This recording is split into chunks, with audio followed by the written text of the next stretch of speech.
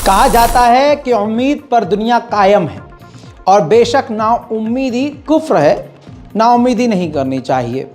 ये भी आप जानते हैं कि ईमान कभी भी आदमी का जाग सकता है, कितना भी बड़ा काफिर हो, कितना भी बहका हुआ इंसान हो, अगर अल्लाह का करम हो तो वो सिरात मुस्तकीम पर आने में समय नहीं लगाता। रजब तैयब एर्दोगान ने पूरे भारत का, पूरी दुनिया के मुसलमानों की गालियां खाई। खुद तुर्की के ही लोगों ने खूब जमकर जलील किया। अब नहीं पता कि एर्दोगान का ये बयान सिर्फ पॉलिटिकल है या सच में उनके दिल में कोई तब्दीली आई है या सत्ता ना खोने की वजह से उन्होंने अपना ये रुख अपनाया है। बड़ी खबर ये है कि रजब तैयब एर्दोगान ने इजराइल को जलील करते हुए बड़े एक्शन की धमकी दी और एक्शन लिया भी। आप जानते हैं इजराइल की इंटेलिजेंस को पूरी तरह से तुर्की की इंटेलिजेंस ने फेल किया। मूसाद के 40 से 50 लोगों को गिरफ्तार कर लिया। एर्दोगान ने जले पर नमक छिड़कते हुए साफ तौर से कहा कि इजराइल की इंटेलिजेंस को हमने फेल किया है और इसी तरह से हम उसको फेल करते रहेंगे। इजराइल आगे जानेगा कि अभी हम और क्या करेंगे। ये तो एक छोटा सा झटका है, अभी इजराइल को बड़ा झटका लगने वाला है। ये कोई ऐसी ज़बान है जिसमें कोई नरमी नहीं है, क्योंकि तुर्की ने जेन्युइनली एक्शन लिया और अब उससे बड़े एक्शन की धमकी तुर्की ने इजराइल को दी है। इजराइल पहले से ही अब तुर्की से किलस चुका है।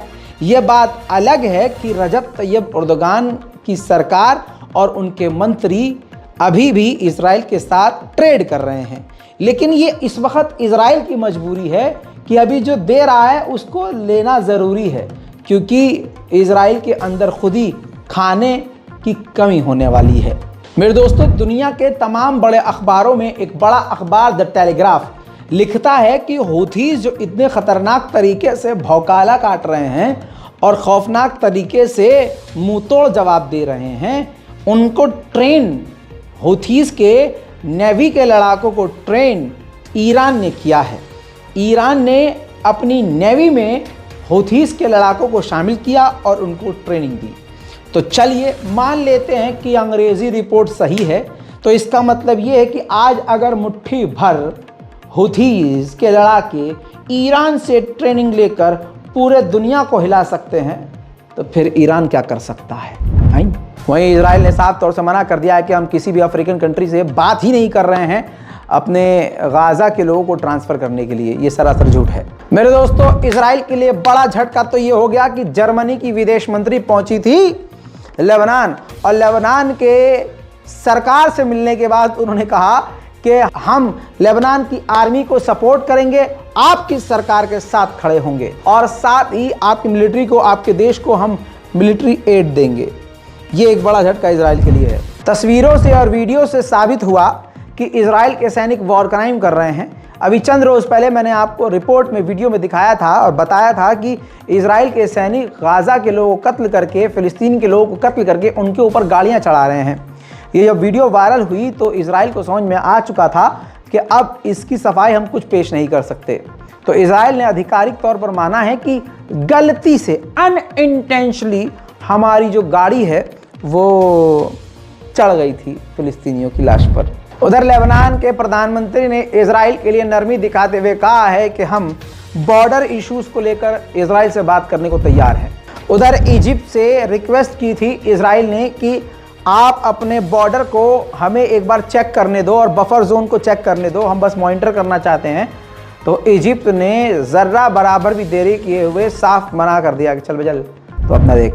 उधर इंटरनेशनल क्रिमिनल कोर्ट ने साफ कहा है कि हम इजराइल के खिलाफ इन्वेस्टिगेशन कर रहे हैं कि इजराइल ने वॉर क्राइम किया है कि नहीं, और वो भी दोस्तों साफ कहा है कि जर्नलिस्ट के खिलाफ जो इजराइल ने वॉर क्राइम किया है हम उसको जांच कर रहे हैं। ईयू के फॉरेन पॉलिसी की चीफ ने कहा कि मिडिल ईस्ट में जंग बढ़ सकती है और अगर जंग बढ़ी तो इससे किसी का फायदा नहीं होगा। इजराइल की देखिए आलोचना हर कोई कर रहा है, अंतर्राष्ट्रीय संस्था विरोध कर रही है और हमारे लिए ये बड़ी बात नहीं है, लेकिन देखा जाए इजराइल के हिसाब से तो इसी वजह से दबाव बढ़ रहा है।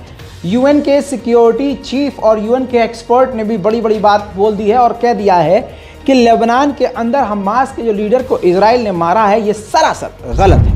मेरे दोस्तों, इजराइल के सैनिक अब भारी मात्रा में गाजा से निकाले जा रहे हैं और इजराइल का इतिहास ये है कि सन 2006 और 2005 के दौरान भी गाजा पर पूरी तरह से कब्जा कर लिया था इजराइल ने, लेकिन वो एक एग्रीमेंट हुआ था जिसके मुताबिक गाजा को खाली कर दिया था। अब एक इजराइल के मिनिस्टर ने एक बार फिर से विवादित बयान टीवी चैनल पर देते हुए कहा है कि कोई भी देश जब कोई जगह पर कब्जा करता है तो उसको छोड़ता नहीं है। आज जो हमारे सैनिक वापस आ रहे हैं और हमने जो अपनी कब्जाई हुई जगह को छोड़ा है वो सरासर गलत कदम था और हमें यानी इजराइल के सैनिकों को वहां वापस जाना चाहिए। सुनिए। אסור לנו לוותר על רגב אדמה אחד לטובת הערבים שהפסידו אותו, והפסידו אותו בדין ובצדק. על מה שהם עשו לנו, אנחנו לא רק צריכים לספח את השטחים האלה, אנחנו לא צריכים לפחד וכן לחזור לשם, ואין מדינה אחת בעולם שכבשה שטחים והחזירה אותם, ואנחנו לא צריכים להיות הראשונים. אגב, אני חייב להגיד משהו. वहीं लाल सागर में और समुद्र के इलाके में हलचल बढ़ने के बाद और यमन के हुथीस का डर देखने के बाद भारत ने अरब सागर के अंदर अपने और भी कई युद्धपोत तैनात कर दिए हैं। फिलिस्तीन के वेस्ट बैंक के इलाके से इजराइल के सैनिकों ने 25 और फिलिस्तीनियों को कल गिरफ्तार किया है। अब तक 7 अक्टूबर से 5,755 लोगों को, सिर्फ 7 अक्टूबर से अब तक 5,755 फिलिस्तीनियों को गिरफ्तार कर चुका है इजराइल। इराक ने बड़ा कदम उठाते हुए एक बड़ी मदद गाजा को पहुंचाई है। गाजा को 10 मिलियन लीटर फ्यूल जो है गाजा को डोनेट किया है।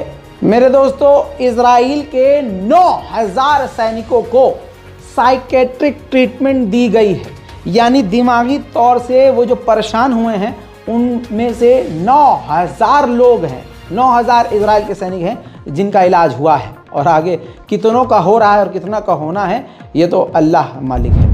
इजराइल को झटके पे झटका लग रहा है। उसके करीबी के बेहद करीबी यानी दिल के जो करीब हैं, जैसे जर्मनी जो अभी 2 दिन पहले तक खुलकर इजराइल के साथ खड़ा था, उसने झटका देना शुरू कर दिया है।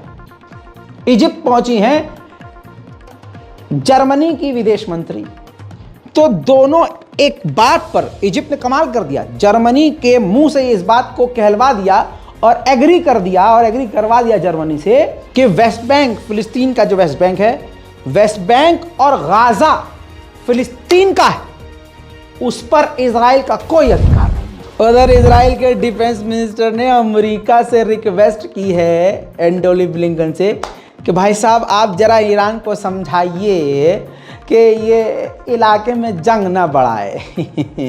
सच्ची खबर है दोस्तों। तो भले ही ईरान को आप कुछ ना मानते हो, ईरान की कोई औकात ना समझते हो, आपको लगता हो हम ईरान कर रहे हैं, इजराइल का डिफेंस मिनिस्टर कह रहा है कि भाई साहब उससे कहो कि जंग ना बढ़ाए। क्यों कह रहा है? जवाब आपको मालूम है। हालत कितनी ख़राब है। इससे पहले जो 2 रिपोर्ट अपलोड कर चुका हूँ, अगर उसमें नहीं सुना तो अब उसके बाद जो ताज़ा जानकारी है, लेटेस्ट अपडेट, वो समझ जाइए, दिल खुश हो जाएगा। और अगर दिल खुश हुआ तो इस रिपोर्ट को शेयर ज़रूर कीजिएगा। इजराइल की सरकार ने अपने इजराइल के तमाम अस्पतालों को नोटिफिकेशन जारी करके कहा है, ऑर्डर दिया है कि पूरी तरह से तैयारी कर लो ज़्यादा से ज़्यादा घायलों को ट्रीट करने के लिए। यानी इजराइल की सरकार ने कह दिया है कि हमारे और भारी मात्रा में सैनिक जंग के मैदान से घायल होकर टूटे फूटे आएंगे।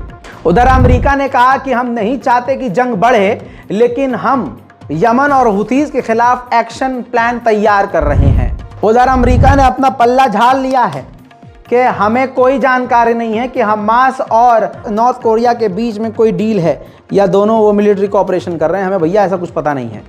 सच तो ये है कि ना हमास के खिलाफ बोलने की इतनी हिम्मत है, बल्कि अगर हमास के खिलाफ बोल भी रहा है अमेरिका तो नॉर्थ के खिलाफ तो कुछ भी नहीं बोल पाएगा, क्योंकि नॉर्थ कोरिया का अगर सटक गया ऊपर वाला माला तो वो खुल्ला हथियार देना शुरू कर देगा हमास को। ये फैक्ट है।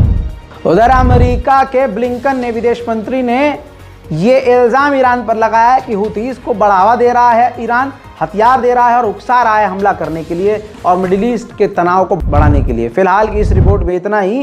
भर कर आपको खबरें दी हैं। इससे पहले कि तमाम रिपोर्ट जो आज ही अपलोड हुई हैं हमारे रज़ाग्राफी चैनल पर जाकर इसी चैनल पर ज़रूर देखिएगा और इंतज़ार कीजिए, थोड़ी ही देर में नई और ताज़ा और बड़ी जानकारियों के साथ आ रहा हूँ। जय हिंद।